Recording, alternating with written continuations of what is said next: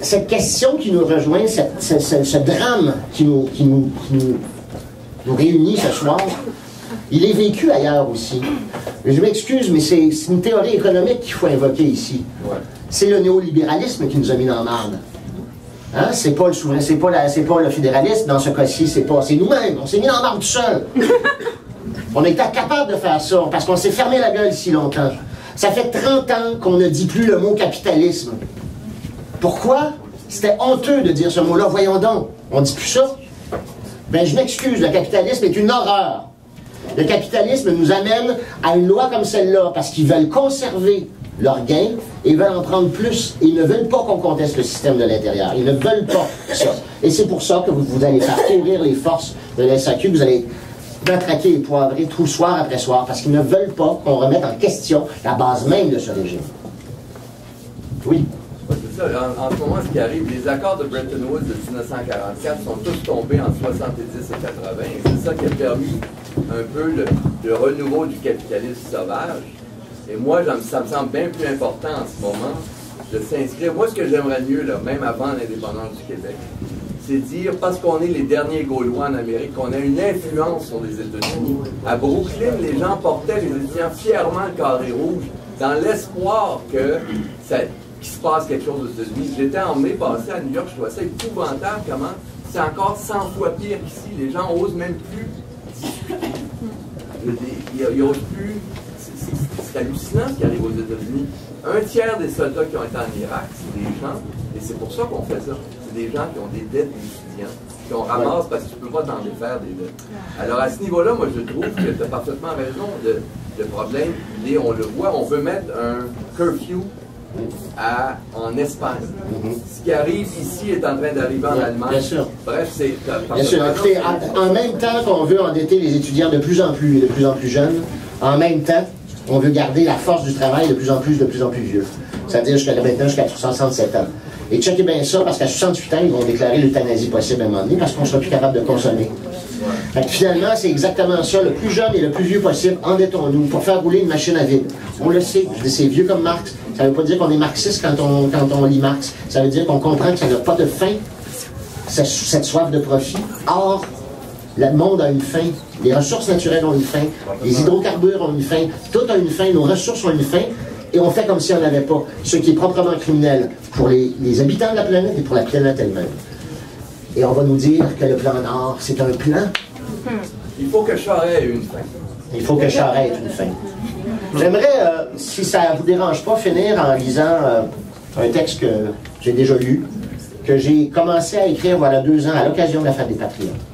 Et qui a bougé depuis 2 ans, depuis que sont arrivés dans nos vies collectives les indignés et les étudiants. Et là, j'ai besoin du trépied. OK. Ça va aller. Sir, les micros aussi ont une fin. Voilà.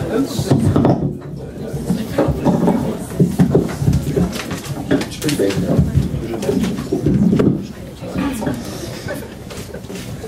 Ça s'appelle Nous autres. C'était à nous, ça. C'était à nous.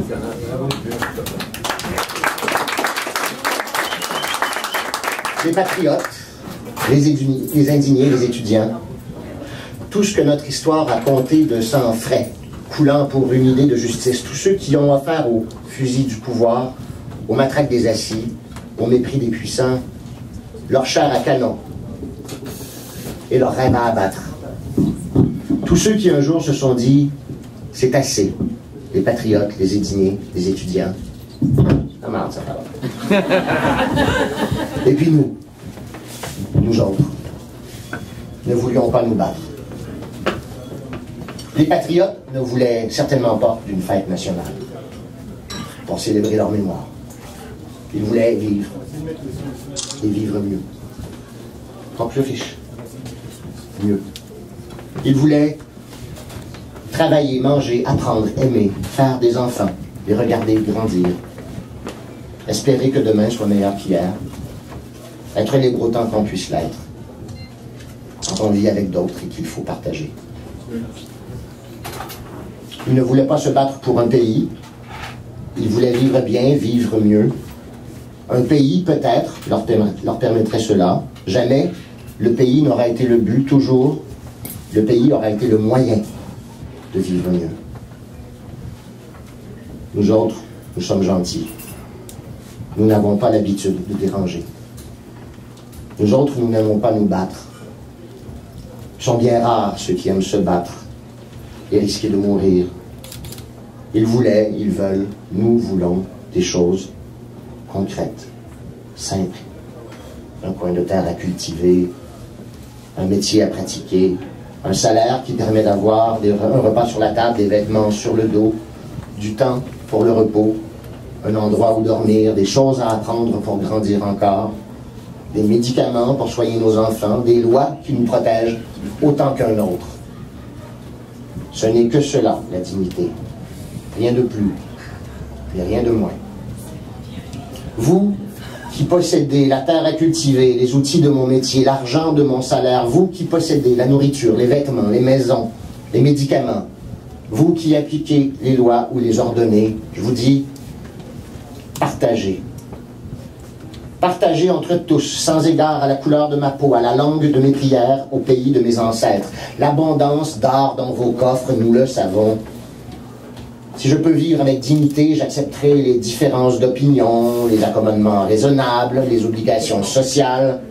Partagez, et il n'y aura plus parmi nous pour prendre le fusil ou la rue, pour se battre, tuer ou mourir, que les fous. Nous soignerons les fous avec humanité. Je ne veux pas me battre, je veux vivre, mais votre monde tire sa richesse du pillage de l'avenir. Vous épuisez la terre, vous rasez les forêts, vous tuez la beauté au nom des actionnaires, et pour le reste, vous laissez faire les lois du marché nous marcher sur le corps. Alors, les plus pauvres s'appauvrissent, les plus riches s'enrichissent. Ah, il est beau le progrès, et nous sommes en colère. Échanger la couronne d'Angleterre pour le palais des congrès, troquer la reine pour Charest, après s'être fait fourrer de loin, se faire fourrer de près. Nous autres, nous sommes gentils. Nous n'avons pas l'habitude de déranger. Nous autres, nous n'aimons pas nous battre. Mais à ceux qui veulent mettre des protège-coudes et des casques de vélo à nos espoirs, aux empêcheurs de risques qui veulent notre sécurité en l'imposant de force, aux régulateurs de conscience qui font la morale à nos ventres, avortons de la pensée, souteneurs de soutanes et voleurs d'enfance, aux économistes libertaires, anarchistes de la grande finance qui ne souffrent aucune règle, surtout pas celle de l'égalité et de la compassion. Je dis partager. Aux funambules de l'extrême centre, ces drogués du pouvoir qui sniffent la ligne du parti dans les toilettes du parle et ment. Aux maquilleurs de statistiques qui dessinent des sourires aux cadavres. À ceux qui jonglent par milliards en sous-payant le jardinier. Aux ingénieurs des routes fortune, loto, hydro, casino, qui prélèvent leurs taxes dans la poche des désespérés. Voleurs de grands chemins, bandits de la construction, banquiers, modérateurs de tickets aux urgences de vivre. Aux vendeurs de REER qui promettent le paradis avant la fin de vos jours. Ces nouveaux curés d'une religion ancienne. Ces mafieux qui disent « achète ma protection, sinon... » À ceux qui veulent nous faire payer le privilège d'apprendre sur les bancs d'école comment les enrichir. Taxeurs de savoir, détourneurs de science au profit des finances. À ceux qui rêvent d'un peuple criblé du plomb des dettes, lent et lourd, incapable d'envol, incapable de penser. Je dis partager.